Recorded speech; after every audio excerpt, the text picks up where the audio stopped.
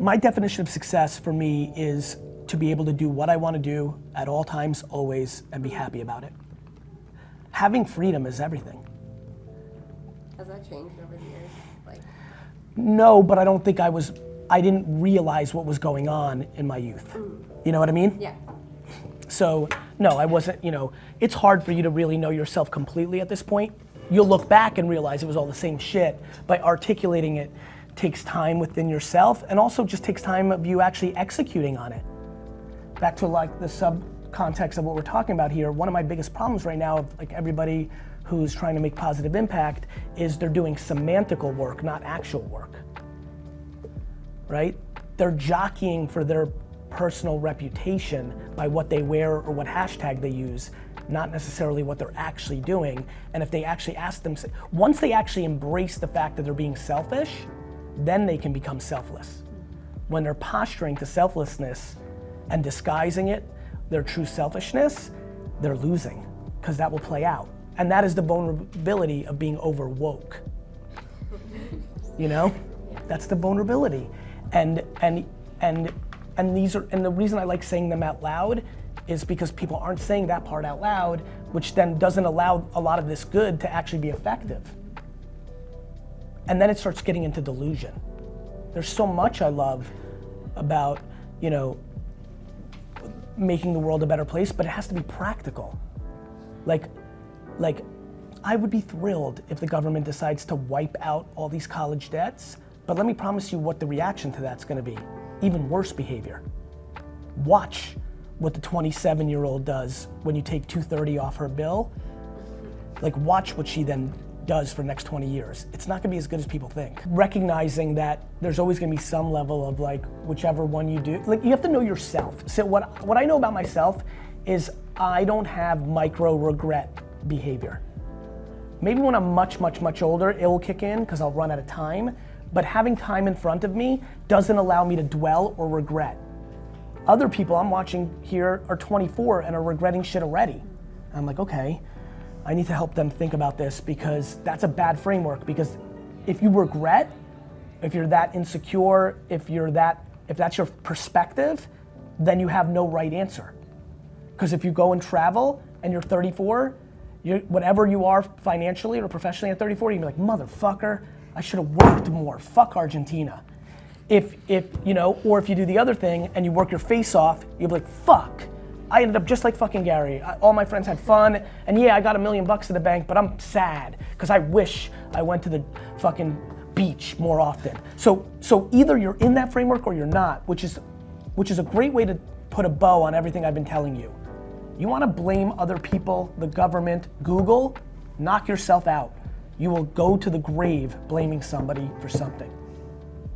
You wanna understand that even if you're in the worst circumstances, the hood, drug parents, super triple minority, transvestite, minority brown, everything quote unquote stacked against you. But the reality of actually an internet-centric world means you have a lot more control than our grandparents did. It becomes an interesting game. You have full control of your podcast. Let me tell you about your podcast in 1984. It's not getting put on the air.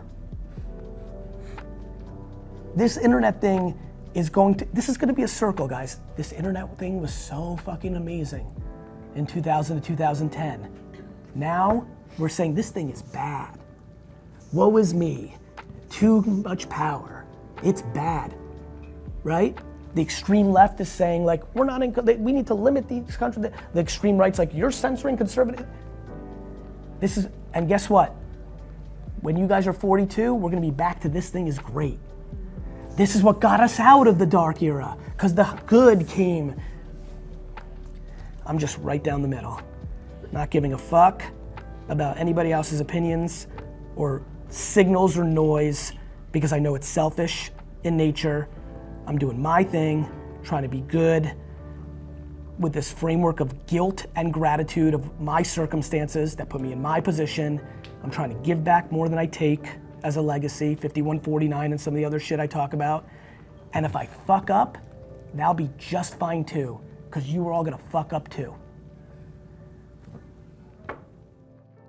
DNA my parents gave me, clearly the way that my mother raised me, having to earn my keep, and then just like DNA, man, just like that voice that we all have, like I just always felt that I was better. And here's where it gets really good. But if the world showed me I wasn't, like I remember going through, this is actually interesting, I don't know if I've ever shared this. I remember vividly going through the ages of like 7 to like 16, being stunned anytime I didn't win in something. Like shocked.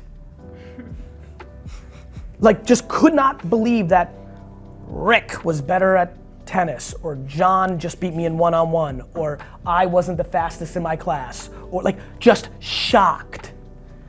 And you know, and I've been thinking about that lately because it sparked in me a few months ago. I'm like, wait a minute, that was weird. What was that? Because I just kind of remembered it. Like shock. I remember actually what seemed in my mind as a disappointing thing at the time, and now I look as a great thing. I remember thinking somewhere around 13, 14, 15, that I lost my expectation of always winning in everything every time. And I remember thinking like that wasn't good, but in hindsight, I think it was great because the reality is I got into this place of complete and utter confidence, but being able to not come up with excuses if it didn't work out. Like watching people like lose and then blame the sun. Like literally, like I overheard it a couple of weeks ago somewhere. I was walking I'm on vacation. I overheard it. Like this kid lost to his cousin. It seemed to me they didn't look like brothers, and he was blaming the sun. And it took everything I had to not like roll in and be like, bro, I love you, but like you need to realize like the sun was there for him too. And I think a lot about that accountability. Like if you're coming up with excuses, like being super confident filled with excuses when it doesn't work out is called delusion. So I feel great because I love process. I want to be the greatest entrepreneur of all time by reframing what an entrepreneur is.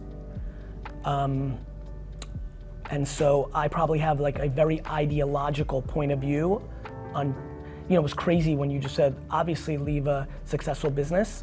And it was funny like how my chemicals reacted, which was like, not really.